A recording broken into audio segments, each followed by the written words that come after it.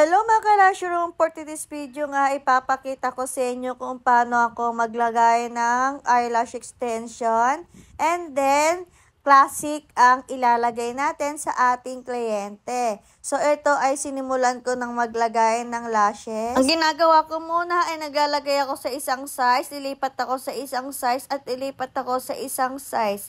Ganun naman palagi ang sinasabi ko sa inyo at sa mga student ko para maiwasan natin ang pagdikit-dikit ng mga eyelash extensions na nilalagay natin. Sa pag-a-isolate ay kailangan natin gumamit ng tooth tweezer. Minsan ang ginagamit kong pang-isolate ay yung aking nails. Pagdating naman sa pag-a-isolate ay kanya-kanya tayo ng techniques.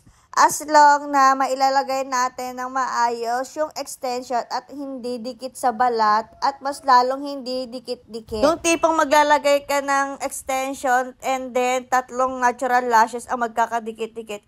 Hindi pwede yung ganon. Bawal na bawal yung ganon. Kasi pag nangyari yon at ginawa na yon, masakit yon sa kliyente, masasaktan sila.